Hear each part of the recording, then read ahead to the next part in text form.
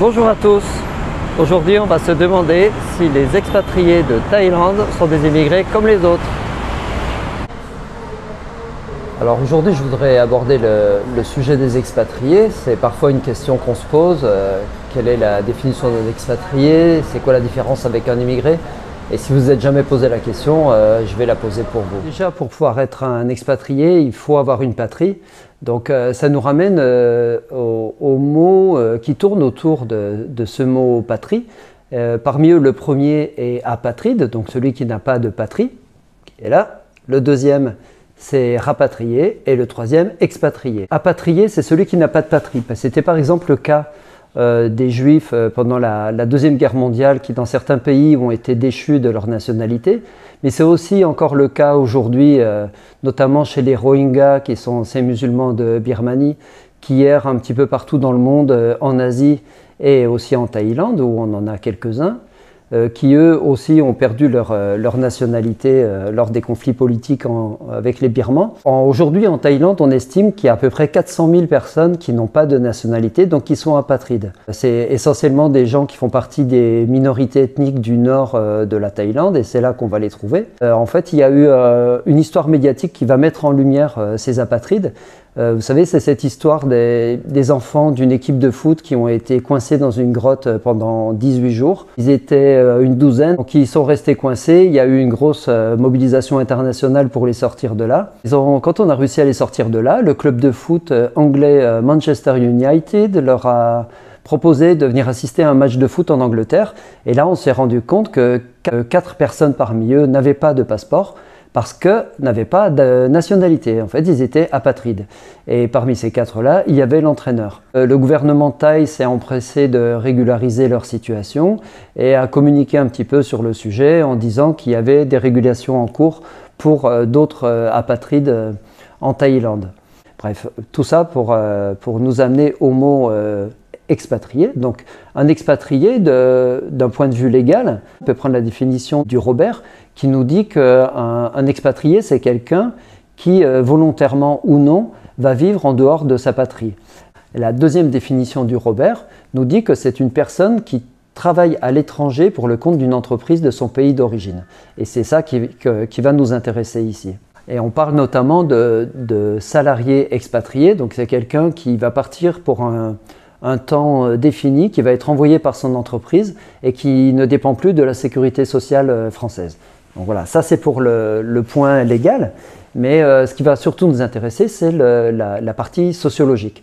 Qu'est-ce qu'on entend par être un expatrié? Puisque tout ça, ça fait partie de la grande famille des immigrés. On est tous des migrants, les êtres humains migrent depuis très longtemps.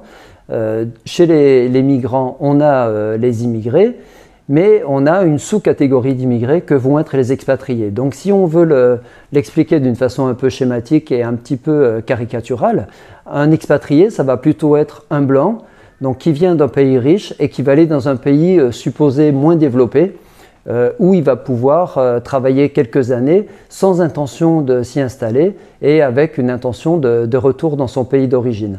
Avec en général, il va tout un tas d'avantages qui sont liés à des primes d'éloignement, des allocations logement, des couvertures médicales, donc tout un tas d'avantages qui vont fortement augmenter le niveau de vie de l'expatrié.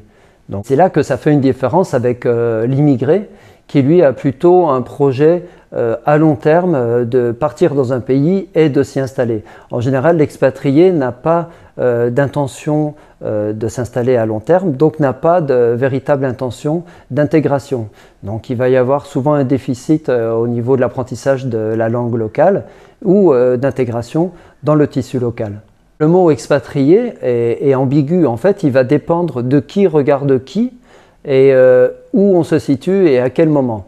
Alors plutôt que d'essayer de définir cette notion qui est quand même très subjective, on peut prendre un exemple. Alors on va prendre un exemple fictif. On va parler d'une petite fille qui s'appelle Malika, qui est née en Algérie, qui a 7-8 ans. Ses parents partent pour travailler en France. Elle les suit, elle devient une émigrée aux yeux des Français. Elle va faire ses études là-bas, et elle décide de partir travailler ailleurs, ça peut être à Dubaï ou en Thaïlande d'ailleurs, où aux yeux de ses compatriotes, aux yeux des Français, elle va devenir une expatriée. Elle sera aussi une expatriée aux yeux des locaux. Elle va rester le temps qu'elle veut. Et puis imaginons qu'elle ait un projet de partir en Australie ou au Canada. Et là, elle va remplir des conditions pour pouvoir demander un droit à l'immigration. Donc là, elle redevient une immigrée. Et puis si à la fin de sa vie, elle veut repartir en Algérie pour sa retraite, une fois arrivée en Algérie, elle sera vue par les Algériens comme une immigrée. Donc voilà, on voit que la même personne peut être une immigrée ou une expatriée en fonction de là où elle est, au moment où elle est. On peut prendre un autre exemple, on peut prendre l'exemple, je sais pas, d'une Philippine qui aurait un diplôme en mathématiques par exemple, qui va venir travailler en Thaïlande, puisqu'il y a beaucoup de Philippines qui travaillent dans l'éducation en Thaïlande. Donc elle est considérée comme une immigrée par les Thaïs, mais aussi par les Européens qui sont installés en Thaïlande. Et puis imaginons qu'elle rencontre un Français et qu'elle se marie avec. Elle va changer de statut puisqu'elle va changer de groupe social. Elle va sortir du groupe des immigrés qui vont gagner 30 000 bahts et qui vont vivre dans des appartements à 5-10 000 bahts pour rejoindre le camp des expatriés qui vivent dans des logements qui sont beaucoup plus spacieux avec un mode de vie un peu plus élevé. Donc là, elle se retrouve associée au monde des expatriés et imaginons que ce couple décide de partir en France. Là, dans les yeux des Français, elle redeviendra une immigrée, très certainement. Donc voilà, tout ça pour dire que tout dépend de qui on est, où on est et à quel moment. Alors, au niveau sociologique, pour pas faire trop d'opinions, mais plutôt se baser sur des faits, on peut prendre comme point d'analyse les résultats de l'élection présidentielle de 2017, donc les résultats du second tour, qui nous montrent que les Français ont voté à 66% pour Emmanuel Macron et à 34% pour Marine Le Pen. Mais si on regarde ces chiffres au niveau international, on va se rendre compte que les Français de l'étranger ont voté à 89,31% pour Emmanuel Macron et à 10,69% pour Marine Le Pen. Donc ça s'explique assez facilement. Les expatriés en général sont des gens qui sont diplômés, qui sont éduqués, qui sont mondialisés, c'est ceux qu'on va appeler les vainqueurs de la mondialisation. Donc ils se sentent très à l'aise dans cette expatriation. Souvent ils maîtrisent plusieurs langues étrangères. Ils sont eux-mêmes en situation d'émigration, donc ils sont assez ouverts, ils sont cosmopolites. Et ils vont en général rejeter toutes les idées d'exclusion, de racisme qui vont être véhiculées par l'extrême droite. Mais si on compare ces résultats à ceux qu'on a obtenus en Thaïlande, on voit que Emmanuel Macron n'a eu que 69,74% des voix et Marine Le Pen 30,26%. Donc on peut dire qu'en Thaïlande, il y a eu 3 fois plus de votes d'extrême droite que chez l'ensemble des Français. Et puis si on regarde ces chiffres d'encore un peu plus près, on se rend compte qu'à Bangkok, Marine Le Pen ne récolte que 16,86% des voix. Ça, il faut le mettre en parallèle aux autres résultats des villes et notamment de celle de Paris, où Marine Le Pen ne fait que 5%, puisqu'en général les urbains aussi vont moins être sensibles au vote Front National.